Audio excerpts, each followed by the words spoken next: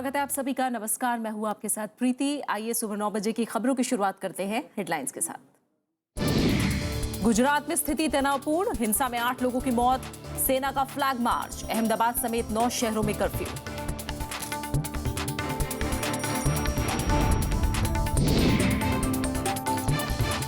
कांग्रेस ने मांगा मुख्यमंत्री आनंदीबेन पटेल का इस्तीफा। प्रधानमंत्री ने कहा शांति बनाए रखें गुजरात के लोग, पुलिस के रवैये की निंदा, कार्रवाई की मांग। वन रैंक वन पेंशन पर ताजा प्रस्ताव खारिज, पूर्व सैनिकों की पिछले साल से लागू करने की मांग, 2 और पूर्व सैनिक अनशन पर बैठे।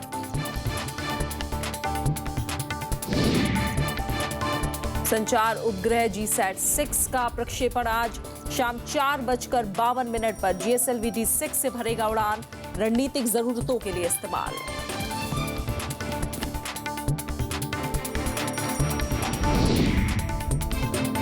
अमेरिका में लाइव प्रसारण के दौरान 2 पत्रकारों की हत्या, हमलावर ने खुद को मारी गोली। व्हाइट हाउस ने कहा बंदूक संस्कृति रोकने के लिए बने कानून।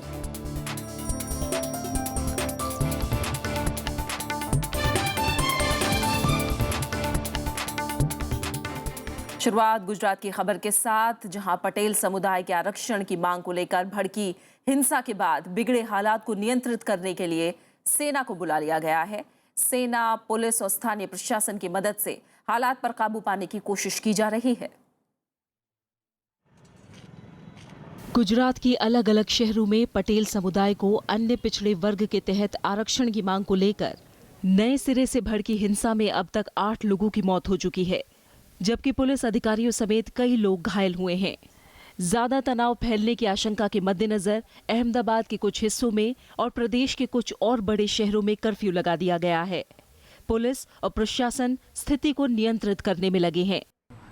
आज सुबह से तो राजकोट में बहुत शांति है। हालांकि लोगों के टोले इकट्ठे हो रहे हैं, पर हर एक जगह पे हमने बंदोबस्त रख दिया है और हमारे DCP, ACP, PI और SRP की कंपनियां सभी जगह पे पेट्रोलिंग कर रही है। अहमदाबाद में सेना की 5 कंपनियों ने फ्लैग मार्च किया। 2 कंपनियों को सूरत में और 2 को मेहसाणा में स्थिति पर काबू करने के लिए लगाया गया है। 5000 पैरामिलिट्री जवानों की तैनाती कर दी गई है। गृह मंत्री राजनाथ सिंह ने गुजरात की मुख्यमंत्री आनंदीबेन पटेल से बात करके स्थिति को नियंत्रित करने के लिए हर संभव मदद देने की बात कही है। उधर आरक्षण की मांग को लेकर अड़े आंदोलन के नेता हार्दिक पटेल ने हिंसा के लिए पुलिस और प्रशासन को जिम्मेदार ठहराया है। गवर्नमेंट से खुली चेतावनी देते हैं कि 48 घंटों में जो GMDC ग्राउंड पर जो पुलिसकर्मी फर्ज पर थे उनको सस्पेंड किया जाए। जहां जहां पर हमारे बच्चों की हत्या हुई है वहां पर जो भी अधिकारी हो, चाहे कांस्टेबल हो, ASI हो, PSI हो, PI हो, उन सब लोगों को अभी सस्पेंड किया जाए और सस्पेंड करने के बाद पुलिस को हटा दिया जाए, गुजरात से मिलिट्री को दिया जाए ये गुजरात, और हम घर बैठेंगे, गुजरात में शांति लाएंगे और हम किसी प्रकार का यहाँ पर अशांति नहीं चाहते इस गुजरात में। हिंसा और तनाव की स्थिति को देखते हुए स्कूल, कॉलेजों, दुकानों और दफ्तरों को बंद रखने की सलाह दी गई है। Bureau report, Rajya Sabha TV. Gujarat में हिंसा पर राजनीति गर्मा गई है। विपक्षी पार्टी कांग्रेस ने मुख्यमंत्री आनंदीबेन पटेल से इस्तीफा मांगा है। से उन पुलिस वालों के खिलाफ भी कार्रवाई की मांग की जिनकी गोलियों से लोगों की मौत हुई। मुख्यमंत्री के इस्तीफे और पुलिस वालों पर कार्रवाई की मांग को लेकर कल गुजरात विधानसभा में अवरोध भी हुआ। उधर कांग्रेस के वरिष्ठ नेता अहमद पटेल ने गुजरात के लोगों से शांति बनाए रखने की अपील की है। उन्होंने जल्द से जल्द कानून व्यवस्था बहाल करने की मांग की है। वहीं हिंसक विरोध प्रदर्शन को देखते हुए प्रधानमंत्री नरेंद्र मोदी ने गुजरात के लोगों से शांति की अपील की है। गुजरातना सौ भाईओ बहनों ने शांति राखवा माटे आग्रह करूं छूं। हिंसाना मार्गे जईने क्यारेय कशुं वळतुं नथी। આપણે બધા સાથે મળીને વાતચીત દ્વારા સમસ્યાઓના ઉકેલ લાવીએ। विशाल दहिया अहमदाबाद में इस समय हमारे संवाददाता मौजूद है। विशाल, हमने देखा तमाम नेता खुद प्रधानमंत्री अपील कर रहे हैं शांति बनाए रखने की। इस समय हालात देखे जाएं तो क्या अभी भी तनावपूर्ण कहे जाएंगे? क्या देख पा रहे हैं आप? देखिए, थोड़ा सा सुधार जरूर कहा जा सकता है प्रीति। हालांकि कर्फ्यू, जहां तक अहमदाबाद की बात है तो 9 थाना क्षेत्रों में कर्फ्यू अभी भी जारी है अहमदाबाद में। और आज फिर जो जानकारी हमें सुबह मिली है पुलिस की तरफ से और एडमिनिस्ट्रेशन के जो आला अधिकारी हैं उनकी तरफ से, उसके मुताबिक आज फिर आर्मी और पैरामिलिट्री पर्सनल का फ्लैग मार्च किया जाएगा। लेकिन थोड़ी सी ढील हालांकि कर्फ्यू में नहीं दी गई है, लेकिन फिर भी सड़कों पर लोगों की आवाजाही उन इलाकों में दिखाई दे रही है। यानी कि जिसे कहा जाए कि नॉर्मल रूटीन की तरफ थोड़ा सा अहमदाबाद में जरूर बदलाव होता दिख रहा है। और कल जो हिंसक वारदातें हुई थी उसके बाद रात में जो जिन इलाकों में पुलिस की मौजूदगी थी या जिन इलाकों में हिंसक वारदातें दिन में हुई थी कल, वहां से रात में ऐसी कोई और घटना की सूचना अभी तक नहीं मिली है। यानी कि कोई ऐसा वाकया फिर से दोहराया नहीं गया है। लेकिन जहां तक जो असली मुद्दा है, यानी कि जो पटेल एजिटेशन जिस पर शुरू किया गया, जो आरक्षण की मांग है, उसको लेकर जो कहा जाए कि किसी तरह की बातचीत हुई हो दोनों पार्टियों में, ऐसा नहीं है। इस वक्त दोनों ही तरफ से कल जो हिंसक वारदातें हुई उस पर बयानबाजी जारी है। सरकार ने खुद मुख्यमंत्री ने, जैसा कि आपने बताया, और प्रधानमंत्री ने भी शांति की अपील की है। इसके अलावा हार्दिक पटेल जो हैं, जो कि इस पूरे आंदोलन के नेता के तौर पर उभरे हैं, 22 साल के नौजवान हैं, उन्होंने कल राज्य सरकार को एक अल्टीमेटम दिया था। और आज एक और मांग उनकी तरफ से आई है, वो ये कि जिन लोगों की मौत हुई है, यानी कि जो 9 लोग मारे गए हैं, उन लोगों को 30 लाख रुपए का कंपनसेशन दिया जाए सरकार की तरफ से। और जिन पुलिस अधिकारियों की वजह से ये सब हुआ है, उनको जल्द से जल्द उनके खिलाफ सख्त से सख्त कार्रवाई की जाए। जहां तक सिक्योरिटी सिचुएशन की बात है प्रीति, तो मैं आपको बता दूं कि लगभग 68 कंपनियां आर्मी और पैरामिलिट्री फोर्सेस की इस वक्त मौजूद हैं, जिनमें से 49 अहमदाबाद में हैं, लगभग 10 सूरत में तैनात हैं, 6 वडोदरा में और 3 राजकोट में। तो इस तैनाती से अंदाजा लगाया जा सकता है कि सबसे ज्यादा इस वक्त एडमिनिस्ट्रेशन की जो नजर है वो अहमदाबाद पर है, जो प्रदेश की राजधानी है, ताकि यहाँ नॉर्मल से रिस्टोर की जा सके। बिल्कुल, बड़ी संख्या में सुरक्षा बलों को तैनात किया गया है और 9 जिलों में कर्फ्यू भी लगाया गया है। बहुत बहुत शुक्रिया विशाल, आपका हमारे साथ जुड़ने के लिए, इस जानकारी के लिए। अल्टीमेटम हार्दिक पटेल की तरफ से दिया गया है, मुआवजे की मांग की गई है, उस पर सरकार किस तरह का फैसला लेती है, क्या रुख होता है, किस तरह की सुलह की कोशिशें होती हैं, इस पर आज सबकी नजर जरूर रहेगी। फिलहाल खबरों में आगे बढ़ते हैं। केंद्रीय मंत्रिमंडल ने मध्यस्थता और सुलह विधेयक 2015 में संशोधनों को मंजूरी दे दी है। कैबिनेट ने ओबीसी की केंद्रीय सूची में संशोधन का फैसला भी किया। 7वें वेतन आयोग का कार्यकाल दिसंबर तक बढ़ा दिया गया है। केंद्रीय मंत्रिमंडल ने वाणिज्यिक विवाद तेजी से निपटाने के लिए मध्यस्थता और सुलह विधेयक 2015 में संशोधनों को मंजूरी दी। इसके तहत मध्यस्थता अधिकरणों को 1 साल में फैसला देना होगा।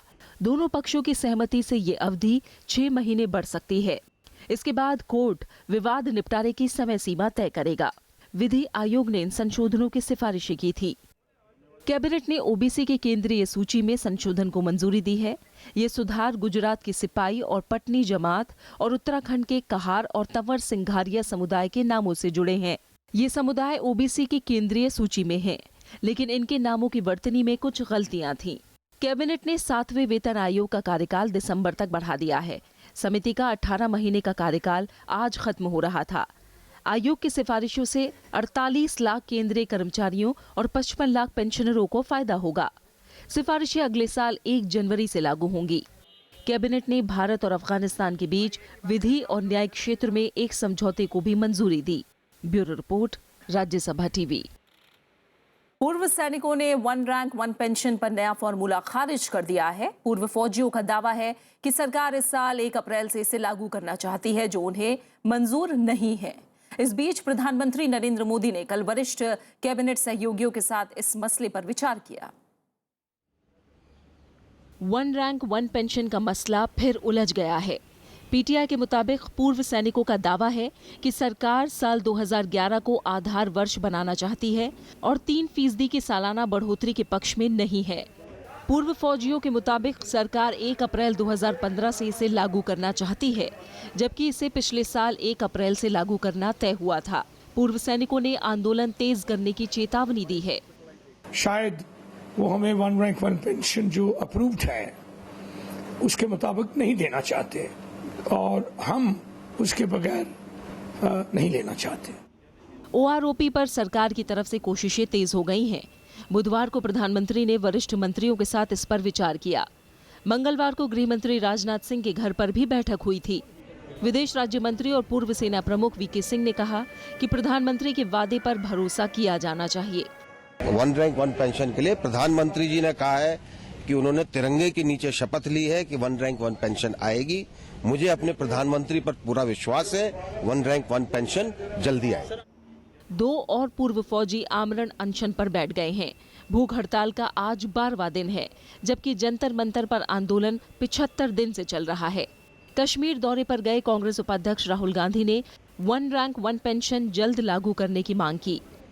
Mr. Modi promised the OROP. Our soldiers, our ex-servicemen are on a hunger strike. So when I mean the Prime Minister should take action, he's made the promises. Everybody knows the promises. OROP से 22 लाख पूर्व सैनिकों और उनके परिजनों को फायदा होगा। OROP में एक ही रैंक पर सेवानिवृत्त होने वाले फौजियों को एक समान पेंशन देने की बात है। Bureau report, Rajya Sabha TV. Congress उपाध्यक्ष राहुल गांधी 3 दिनों के लिए जम्मू कश्मीर के दौरे पर हैं। राहुल गांधी ने बालकोट जाकर सीमा पार से गोलीबारी के शिकार लोगों से मुलाकात की और पीड़ित परिवारों को मुआवजा देने की बात कही।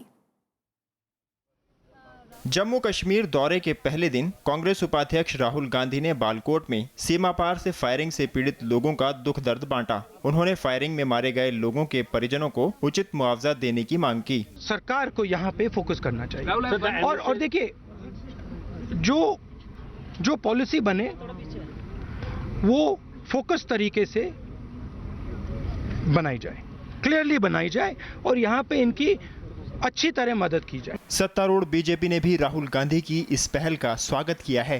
केंद्र और राज्य सरकार जो सीमावर्ती क्षेत्र में एक फायरिंग वगैरह से प्रभावित लोगों के लिए कई प्रकार की मदद करने का प्रयास करते रहती है। बालकोट में 15 अगस्त के दिन पाकिस्तान ने भारी फायरिंग की थी। इसमें 6 लोगों की जान चली गई थी, जबकि कई लोग जख्मी हुए थे। राहुल गांधी 3 दिवसीय दौरे के दौरान कई और सीमावर्ती गांवों का दौरा करेंगे। साथ ही उनका कश्मीर और लद्दाख क्षेत्र के दौरे का भी कार्यक्रम है। इस साल अगस्त से अब तक पाकिस्तान 245 बार सीज फायर का उल्लंघन कर चुका है। Bureau report, Rajya Sabha TV. Delhi सरकार और उपराज्यपाल के बीच चल रही तकरार थमने का नाम नहीं ले रही है। इस बार मामला CNG फिटनेस घोटाले का है, जिसमें उप मुख्यमंत्री मनीष सिसोदिया ने उपराज्यपाल को चिट्ठी लिखकर गृह मंत्रालय पर सवाल उठाए हैं। उप मुख्यमंत्री ने खत में लिखा कि गृह मंत्रालय दिल्ली सरकार के आदेश को रद्द नहीं कर सकता। दिल्ली सरकार गृह मंत्रालय के प्रति जवाबदेह नहीं है, इसलिए गृह मंत्रालय को दिल्ली सरकार के आदेश को रद्द करने का अधिकार नहीं है। गृह मंत्रालय न्यायपालिका के अधिकार क्षेत्र में घुसने की कोशिश कर रहा है, जो खतरनाक है। आप गृह मंत्रालय को सूचित कर दें कि अगर वो संतुष्ट न हो तो वो कोर्ट जा सकते हैं। जांच आयोग अपना काम करता रहेगा। उप मुख्यमंत्री मनीष सिसोदिया की इस चिट्ठी ने एक बार फिर केंद्र और के दायरों के बीच चल रहे विवाद को तूल दे दी है। मामला 2002 CNG फिटनेस घोटाले का है। दिल्ली सरकार जिसकी पड़ताल स्वतंत्र जांच आयोग से करवा रहा है। हालांकि गृह मंत्रालय ने दिल्ली सरकार के इस फैसले को गैर कानूनी ठहराया था, जिसके बाद अब मनीष सिसोदिया ने ये खत लिख गृह मंत्रालय की मंशा पर आपत्ति जताई है। भ्रष्टाचार होता है तो भ्रष्टाचार की जांच दिल्ली सरकार की पूरी तरह से अधिकार क्षेत्र में आती है और भ्रष्टाचार की जांच भी नहीं करेगी दिल्ली सरकार तो फिर करेगी क्या? आम आदमी पार्टी पर घोटाले में आरोपी कांग्रेसी नेताओं को बचाने का आरोप लगा रही है।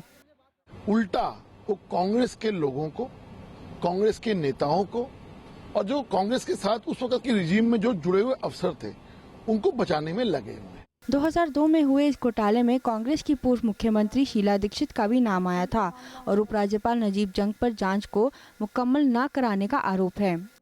प्रधानमंत्री से मुलाकात कर जहां लग रहा था कि दिल्ली सरकार केंद्र के साथ अपने रिश्ते सुलझाना चाहती है, लेकिन वहीं 24 घंटे के अंदर दिल्ली सरकार की एक चिट्ठी ने ये साबित कर दिया कि मुलाकातें चाहे जितनी मर्जी हों, लेकिन विवाद सुलझने वाले नहीं। कैमरा पर्सन चेतन के साथ अनु दीवान, राज्यसभा टीवी, दिल्ली। बिहार में विशेष पैकेज को लेकर जुबानी जंग तेज हो गई है। मुख्यमंत्री नीतीश कुमार ने विशेष पैकेज को लेकर केंद्र और बीजेपी पर निशाना साधा है। उन्होंने कहा कि पैकेज में 87% राशि पुरानी योजनाओं की ही है। बीजेपी ने इसे नीतीश कुमार की हताशा करार दिया है। बिहार के लिए विशेष पैकेज को मुख्यमंत्री नीतीश कुमार ने आंकड़ों की बाजीगरी करार दिया है। नीतीश कुमार ने कहा कि इसमें 1,08,000 करोड़ रुपए की पुरानी योजनाएं हैं। उन्होंने कहा कि बिहार को केंद्र से महज 10,368 करोड़ ही हासिल हुआ है। इस पैकेज के नाम पर, तथाकथित पैकेज के नाम पर एक माहौल बनाने की कोशिश हो रही है भारतीय जनता पार्टी के द्वारा, उनके सहयोगियों के द्वारा।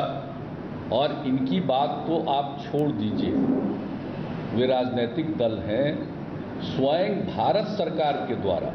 इस आरोप को बीजेपी और उसके सहयोगी दल नीतीश कुमार की हताशा बता रहे हैं। एनडीए सरकार ने दिया हुआ पैकेज और दूसरी ओर बिहार सरकार की पिछले अनेक सालों से विफलता, इसके फ्रस्ट्रेशन और निराशा के कारण वो बेबुनियाद आरोप कर रहे हैं। उनका ये जो व्यवहार है वो मुझे लगता है कि एक प्रकार से बिहार की जनता को गुमराह करने वाला है। 1,15,000 करोड़ की राशि पहले से ही बिहार को दिया गया था, तो कहाँ विकास है? कब दिया गया था? और ये कहते हैं पहले से था, तो पहले से था तो क्यों नहीं बिहार की जनता को बचाया था? आरा में प्रधानमंत्री नरेंद्र मोदी ने बिहार के लिए 1.25 लाख करोड़ के विशेष पैकेज का ऐलान किया था, जिसके बाद से ही बिहार में इसे लेकर सियासत तेज हो गई। Bureau report, Rajya Sabha TV. Bihar की राजधानी पटना के राजेंद्र नगर टर्मिनल पर पटना इस्लामपुर पैसेंजर ट्रेन से कटकर 5 लोगों की मौत हो गई। बुधवार रात 9 बजे के आसपास ये घटना उस वक्त हुई जब लोग रेलवे ट्रैक पार कर रहे थे और एक पैसेंजर ट्रेन ट्रैक पर आ गई। हादसे में 3 महिलाओं समेत 2 पुरुष ट्रेन की चपेट में आ गए। ये तीनों महिलाएं एक ही परिवार की सदस्य थी। पटना इस्लामपुर एक्सप्रेस ट्रेन के ट्रैक पर आने की घोषणा भी हो चुकी थी, लेकिन फिर भी कुछ लोग अवैध तरीके से पटरी पार करने लगे। भगदड़ के बीच 5 लोग ट्रेन के नीचे आ गए, जिनकी मौके पर ही मौत हो गई और 20 से ज्यादा यात्रियों के घायल होने की भी खबर है। करीब 9:13 पे ये अनफॉर्चुनेट एक्सीडेंट हो गया और 3 महिलाएं और 2 पुरुष, उनका देहांत हो गया इस एक्सीडेंट के चलते में। डेफिनेटली यहाँ जो ट्रेसपासिंग का प्रॉब्लम है, इसको हम लोग स्टडी करेंगे और किस ऑथराइज तरीके से इस यहाँ के लोगों के प्रॉब्लम को सॉल्व किया जाए। केरल में कोच्चि के पास समुद्र तट में नाव पलटने से कल शाम 6 लोगों की मौत हो गई। घटना उस वक्त घटी जब मछुआरों की एक नाव दूसरी नाव से टकरा गई। नाव में 40 लोग सवार थे, जिसमें से कई अभी भी लापता हैं।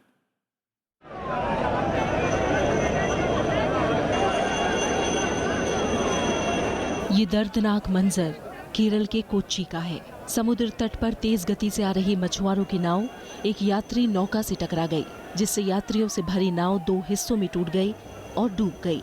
इस दुर्घटना में 6 लोग मारे गए। मरने वालों में 3 महिलाएं शामिल हैं। डूब रही नौका से पुलिस और स्थानीय लोगों की मदद से 20 लोगों को बचा लिया गया और तुरंत अस्पताल में भर्ती कराया गया। नाव में 40 लोग सवार थे, कई अभी भी लापता हैं। Fishing boat came to our ferry boat and hit our boat, and the back side of our boat is suddenly sunken, and the front side is contains all ladies, and it's slowly we are try to help them, and so many ladies are sunk with the boat, and few ladies jumped to the water. तटरक्षक, नौसेना और marine कर्मियों की मदद से राहत और बचाव का काम चलाया गया। कहा जा रहा है कि नौका 3 दशक से ज्यादा पुरानी थी। प्रत्यक्षदर्शियों के अनुसार स्थानीय लोग और पर्यटक खुद बहुत तेजी से लोगों को बचाने के लिए कूद पड़े, जिससे कई यात्रियों की जान बचाई जा सकी। Bureau report, Rajya Sabha TV. फिलहाल एक छोटे से ब्रेक के लिए रुक रहे हैं। आगे देखेंगे सानिया मिर्जा को खेल रत्न देने पर हाईकोर्ट की रोक।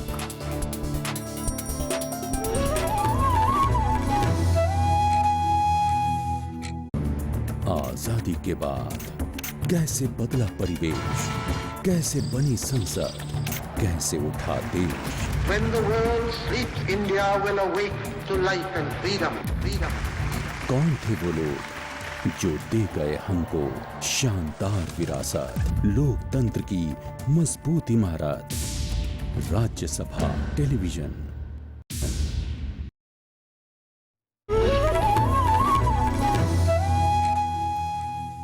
संचार उपग्रह GSAT-6 को आज श्रीहरिकोटा के सतीश धवन अंतरिक्ष केंद्र से शाम 4:52 पर प्रक्षेपित किया जाएगा। प्रक्षेपण की उल्टी गिनती कल सुबह 11:52 पर शुरू हुई थी। भारत के आधुनिक संचार उपग्रह GSAT-6 के प्रक्षेपण की उल्टी गिनती जारी है। इसरो ने लॉन्चिंग की तैयारी पूरी कर ली है। आज शाम 4:52 पर श्रीहरिकोटा स्थित सतीश धवन अंतरिक्ष केंद्र से GSLV D6 प्रक्षेपण यान के जरिए GSAT-6 अंतरिक्ष में उड़ान भरेगा, जो इसे अंतरिक्ष में 36,000 किलोमीटर की ऊंचाई पर स्थापित करेगा। GSAT-6 भारत का 25वां भूस्थैतिक संचार उपग्रह है। ये GSAT सीरीज का 12वां उपग्रह है। GSAT-6 का इस्तेमाल रणनीतिक जरूरतों के लिए होगा। ये C बैंड में एक नेशनल बीम और S बैंड में 5 स्पॉट बीमों के जरिए संचार सुविधा देगा। इसमें अत्याधुनिक S बैंड एंटीना है, जिसका व्यास 6 मीटर है। इससे किसी भी मौसम में ऑडियो, वीडियो, डाटा और नक्शे मिलेंगे। इसके अलावा प्राकृतिक आपदा के समय सैटेलाइट बेस्ड संचार सुविधा मिलेगी। Bureau report, Rajya Sabha TV. प्रधानमंत्री नरेंद्र मोदी ने सेशल्स को भारत का अहम रणनीतिक सहयोगी बताया है। दिल्ली में उन्होंने सेशल के राष्ट्रपति से मुलाकात के बाद ये बात कही। सेशल्स के साथ सहयोग से भारत को हिंद महासागर और अरब सागर के बीच एक अहम रणनीतिक जगह मिलेगी। सेशल्स के राष्ट्रपति जेम्स मिशेल ने बुधवार को प्रधानमंत्री नरेंद्र मोदी के साथ दिल्ली में शिखर बैठक की। दोनों नेताओं की मौजूदगी में 5 समझौतों पर हस्ताक्षर किए गए। इसके तहत भारत सेशल्स को एक डोर्नियर विमान देगा। इसका इस्तेमाल समुद्री इलाके की निगरानी के लिए किया जाएगा। We have excellent security cooperation, especially for maritime security in the Indian Ocean region. We are honored to be a partner in providing aircraft, naval vessels, and coastal radar systems for strengthening surveillance capacities. Seychelles और भारत के बीच हवाई सेवा को लेकर समझौता हुआ। दोनों देश निवेश और कर से जुड़ी सूचनाएं साझा करेंगे। इससे दोनों देशों के निवेशक दोहरे कराधान से बच सकेंगे। सेशल्स और भारत समुद्री इलाकों की निगरानी के लिए श्रीलंका और मालदीव के साथ मिलकर साझा गश्त पर विचार कर रहे हैं। सेशल्स ने संयुक्त राष्ट्र सुरक्षा परिषद में स्थायी सदस्य के लिए भारत के दावे का समर्थन किया है। Prime Minister Modi and myself have expressed our conviction of the need to adapt the United Nations Security Council to the realities and requirements of the new century. I have reiterated my appreciation for India's support to the position of small island developing states and to Africa in regards to this reform. Seychelles पूर्वी Africa के 115 द्वीपों का देश है और समुद्री संपदा से भरपूर है। समुद्र के बीच में स्थित होने के चलते यह रणनीतिक और व्यापारिक रूप से अहम है। समुद्री अर्थव्यवस्था में भारत मॉरिशस की तर्ज पे सेशल्स को एक दूसरे वित्तीय और व्यापारिक केंद्र के रूप में विकसित है।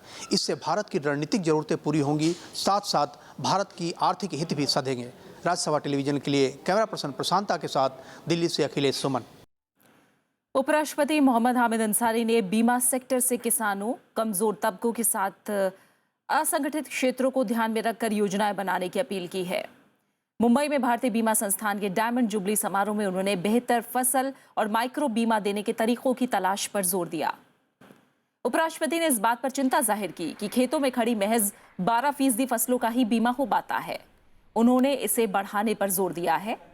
साथ ही उन्होंने केंद्र सरकार की हालिया जीवन सुरक्षा योजना और प्रधानमंत्री अटल पेंशन योजना की तारीफ करते हुए कहा कि इससे गरीबों को फायदा होगा। इस मौके पर महाराष्ट्र के मुख्यमंत्री देवेंद्र फडणवीस समेत कई जानी मानी हस्तियां मौजूद थीं। Increasing the access of poor households to insurance mechanisms will prevent them from having to rely on publicly funded support systems. It can encourage them to adopt alternative, more productive livelihoods, for example, planting high yield crops insured against the risk of drought that can help to lift them out of poverty. Bharat और पाकिस्तान के सीमा सुरक्षा बल महानिदेशकों की बैठक 9 सितंबर से दिल्ली में होगी। पीटीआई के मुताबिक पाकिस्तान ने भारत की तारीखों पर सहमति दे दी है। बैठक 13 सितंबर तक चलेगी। बीएसएफ और पाकिस्तान रेंजर्स ने एक दूसरे को बैठक का एजेंडा सौंप दिया है। दोनों ही देश संघर्ष विराम उल्लंघन पर सबसे पहले बात करना चाहते हैं। पाकिस्तान से होने वाली घुसपैठ का मुद्दा भी बीएसएफ उठाएगा। इसमें गुरदासपुर और उधमपुर में आतंकी हमले सबसे ऊपर हैं। जाली मुद्रा का कारोबार और मादक पदार्थों की तस्करी पर भी बात होगी। पाकिस्तान ने 22 अगस्त को एनएसए स्तर की बातचीत रद्द कर दी थी। भारत और जर्मनी आतंकवाद के खिलाफ सहयोग को लेकर सहमत हो गए हैं। भारत में जर्मनी के प्रस्तावित सौर परियोजना के प्रस्तावों को लेकर दोनों देशों के बीच बात हुई। व्यापक बातचीत में विदेश मंत्री सुषमा स्वराज और जर्मनी के फ्रैंक वॉल्टर स्टाइनमायर ने अप्रैल में प्रधानमंत्री नरेंद्र मोदी के दौरे के दौरान किए गए फैसलों को लागू करने का आकलन किया। बातचीत के दौरान जर्मनी की चांसलर एंजेला मर्केल के प्रस्तावित भारत दौरे के दौरान जिन मुद्दों पर बातचीत होगी उन पर भी चर्चा हुई। अमेरिका की संघीय अदालत ने कांग्रेस अध्यक्ष सोनिया गांधी के खिलाफ 1984 के दंगों से संबंधित एक मामले को खारिज कर दिया है। 3 जजों की बेंच ने फैसला सुनाते हुए कहा कि इस याचिका में कोई दम नहीं है। दरअसल 1984 के दंगों के मामले में एक सिख समूह ने सोनिया गांधी के खिलाफ मानवाधिकार उल्लंघन का केस दर्ज कराया था। सोनिया गांधी के वकील और जाने माने भारतीय अमेरिकी अटॉर्नी रवि बत्रा ने कोर्ट के आदेश को ऐतिहासिक करार दिया है। अमेरिका के वर्जीनिया में दिल दहलाने वाली वारदात हुई है। WDBJ-7 न्यूज चैनल के लाइव प्रसारण के दौरान एक महिला रिपोर्टर और कैमरामैन की गोली मारकर हत्या कर दी गई। हालांकि भागने के दौरान हत्यारे ने खुद को गोली मार ली। व्हाइट हाउस ने घटना पर दुख जताते हुए देश में बंदूक संस्कृति पर रोक के लिए कानून बनाने पर जोर दिया है। वर्जीनिया शहर के मोनेटा काउंटी में बुधवार सुबह reporter Alison Parker cameraman Adam Ward के साथ एक महिला का साक्षात्कार कर रही थी। इसका लाइव प्रसारण किया जा रहा था। तभी अचानक एक हथियारबंद शख्स ने रिपोर्टर एलिसन पार्कर और कैमरामैन एडम वॉर्ड को गोली मार दी। वारदात को अंजाम देने के बाद हत्यारा फरार हो गया। पुलिस ने हत्यारे का पीछा करना शुरू किया। इस दौरान हत्यारे ने खुद को गोली मार ली और अस्पताल पहुंचाने के दौरान दम तोड़ दिया। Officers then approached the vehicle and found that the lone occupant had suffered a self-inflicted gunshot wound. The suspect was later flown to a Nova hospital with life-threatening injuries and died. It was pronounced dead at 1:26 p.m. हत्यारे की पहचान 41 साल के Wester ली फ्लेनिगन के रूप में हुई है, जो उसी टीवी चैनल में काम करता था जहां मृतक काम करते थे।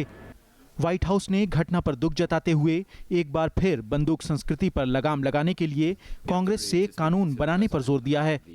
And while there is no piece of legislation that will end all violence in this country, there are some common sense things that only Congress can do that we know would have a tangible impact in reducing gun violence in this country.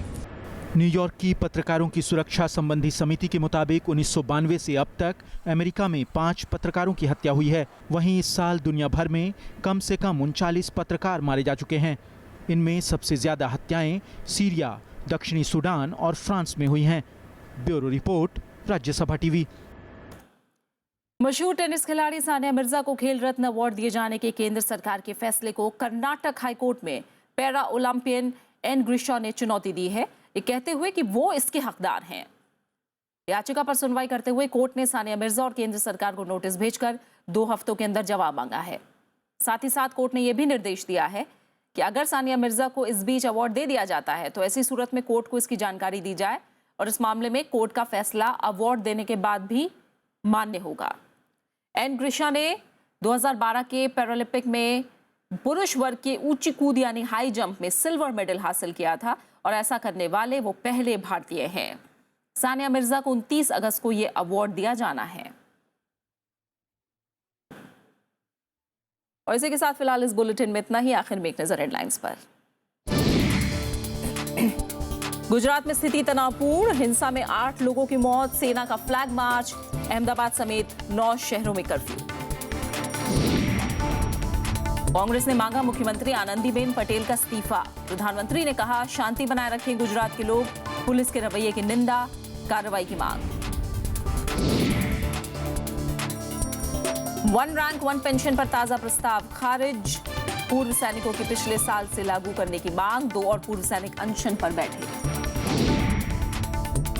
संचार उपग्रह GSAT-6 का प्रक्षेपण आज शाम 4:52 पर GSLV D6 से भरेगा उड़ान।